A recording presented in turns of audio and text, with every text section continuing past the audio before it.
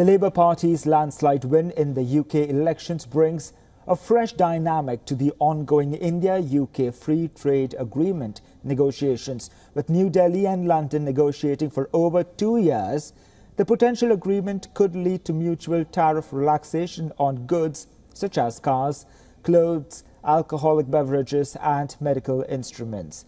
A decisive Labour victory may finally provide the political stability needed to push the deal forward since Brexit. The UK has largely signed rollover agreements, mimicking those it has as an EU member. However, a stable Labour government might offer the necessary political legroom for a comprehensive FTA with India, which has a high tariff regime. Under Keir Starmer, Labour has distanced itself from the more critical stance towards India seen under Jeremy Corbyn.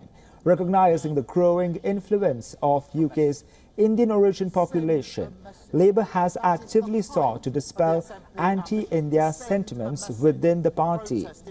Keir Starmer has even criticised the Conservatives for delaying the FTA with India. Despite these positive signs, immigration remains a contentious issue. UK's political climate demands restrictions on immigration, complicating India's request for temporary visas for its service sector workforce under the FTA. With the UK being a hub for it and financial services, India sees significant potential gains here.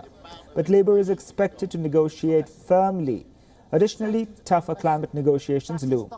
Labour, committed to stringent climate goals, will likely push back against India's request for relaxation on UK's anticipated carbon tax, arguing it could negate tariff concessions.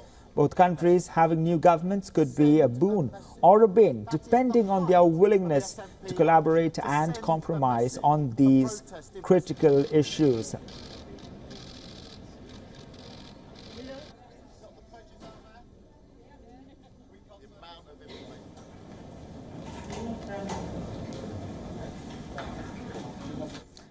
And for more on this, we are now being joined by Mike Buckley, who is a senior journalist and political commentator. He's joining us from Sheffield, England.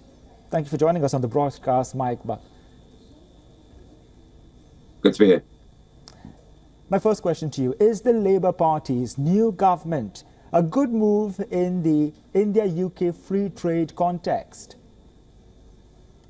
Yes, I think it is. So the new government will take its own view, of course, on the trade relationship between the UK and the rest of the world. So the European Union, one, where our relationship changed a lot, but also with India. So you'll be aware that the previous UK government started negotiations with India, but you will also be aware that they had stalled.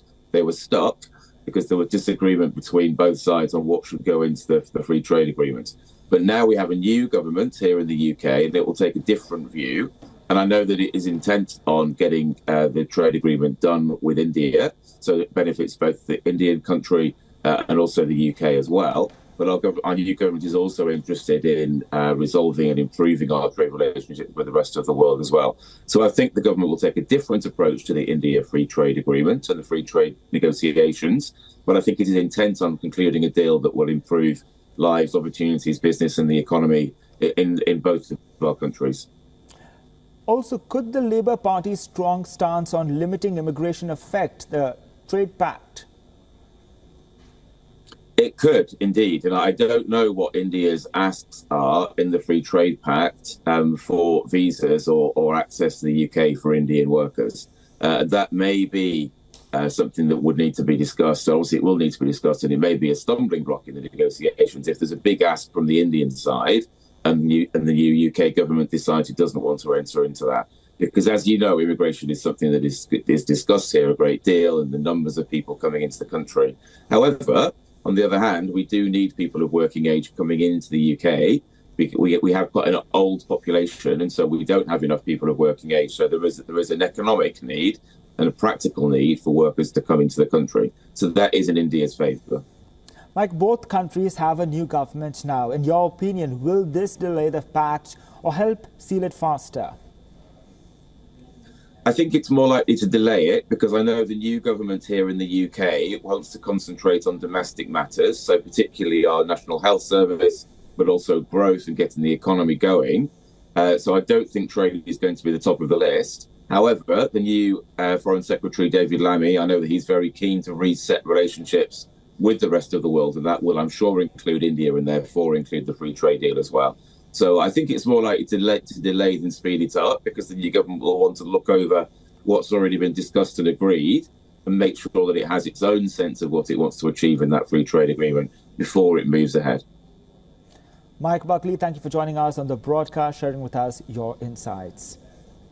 For all the latest news, download the WION app and subscribe to our YouTube channel.